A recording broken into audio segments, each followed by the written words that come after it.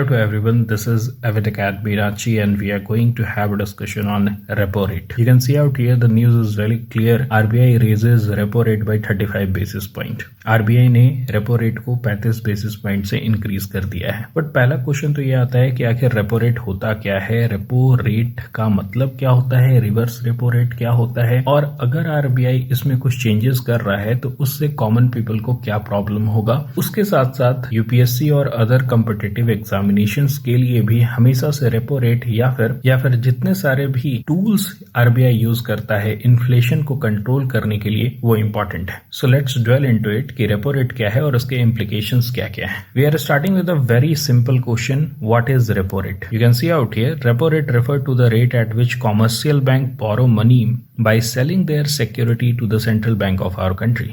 सो हम लोग यहाँ पर दो एंटिटी को कंसिडर करेंगे। सबसे पहले हम लोग लेते हैं बैंक ऑफ इंडिया को। बैंक ऑफ इंडिया एक कमर्शियल बैंक है, उसे क्या चाहिए, मनी बोरो करना है। तो वो मनी किससे बोरो करेगा, वो आरबीआई के पास चला जाएगा, रिजर्व बैंक ऑफ इंडिया के पास जाएगा और बोलेगा कि मुझे क्या चाहिए, पैसे चाहिए। और वो पैसे इसलिए चाहिए क्योंकि मुझे लिक्विडिटी को मेंटेन करना है, मेरे पास पैसे की कमी है, हो सकता है फंड की शॉर्टेज हो जाए मुझे, और उसके लिए मुझे आपसे लोन चाहिए। आरबीआई बोलता है कि okay, I would give you loan but there would be certain rate at which I can lend you the money. कुछ पैसे तो तुम्हें एक्स्ट्रा देने ही पड़ेंगे, एक रेट के ऊपर ही मैं तुम्हें लोन दे सकता हूं, and that is called repo rate. यानी कि सिंपल भाषा में जब कमर्शियल बैंक लोन ले रहा है आरबीआई से, सेंट्रल बैंक से, तो हम उसे रेपो रेट कहते हैं। अगर सिंपल भाषा में बोले तो जो दर के ऊपर कमर्शियल बैंक सेंट्रल बैंक से लोन लेता है उस दर को हम लोग रेपो रेट कहते हैं। ये एक बहुत ही इंपॉर्टेंट टूल है जिससे कि आरबीआई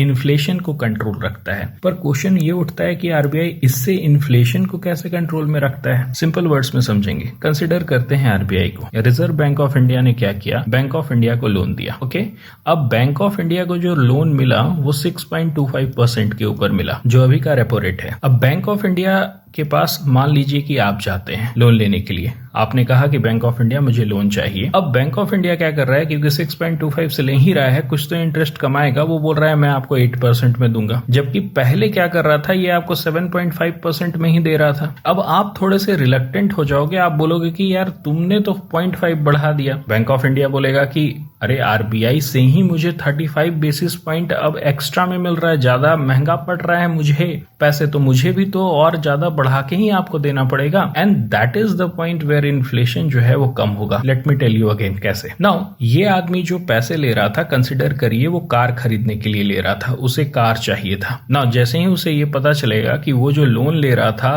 उसका दाम जो है, उसका दर जो है वो बढ़ गया है, वो रिलक्टेंट हो जाएगा, बोलेगा कि मुझे अब कार नहीं खरीदना है, जब कम होगा इंटरेस्ट रेट तभी हम कार खरीदेंगे, और उसके वजह से ये कार अब बिकेगी नहीं।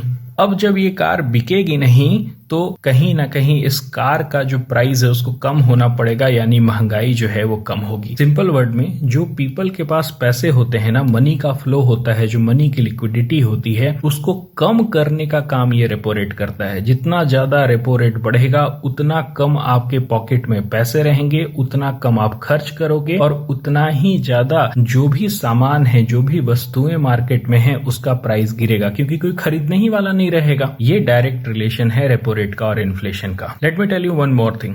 भारत का अभी जो रेपो रेट है वो 6.25% है, और ये करता कौन है सारा ऊपर नीचे, ये है मॉनेटरी पॉलिसी कमेटी। अभी जो हमारे रिजर्व बैंक ऑफ इंडिया के गवर्नर हैं उनका नाम भी इंपॉर्टेंट है, शक्तिकांत दास। ये भी डायरेक्ट क्वेश्चन बहुत सारे कॉम्पिटिटिव एग्जाम में पूछ देगा। अब शक्तिकांत दास जो है वो मॉनेटरी पॉलिसी कमेटी के चेयरमैन है, वो हेड है। उन्होंने ये डिसीजन लिया कि वो क्या करेंगे, हाइक करेंगे, रेपो रेट को वो हाई करेंगे बाई 35 बेसिस पॉइंट, जिससे कि इन्फ्लेशन जो है वो रिटेन रह पाएगा, वो कम रह पाएगा। हमारा नेक्स्ट क्वेश्चन ये बनता है कि रेपो रेट तो समझ गए, रिवर्स रेपो रेट क्या होता है। Reverse repo rate directly opposite होता है रेपो रेट का। इसमें उल्टा होगा, बैंक जो होंगे वो अपने पैसे रखेंगे रिजर्व बैंक ऑफ इंडिया में और उसके बदले वो इंटरेस्ट कमाएंगे। You can see out here, the reverse repo rate is the rate at which the bank earn interest when they park surplus fund with the RBI. अगर bank अपने surplus पैसे को रिजर्व बैंक ऑफ इंडिया में रखते हैं और उससे जो इंटरेस्ट कमाते हैं उसको हम लोग रिवर्स रेपो रेट कहते हैं। So that's it about the repo rate and the reverse repo rate. Thank you for watching.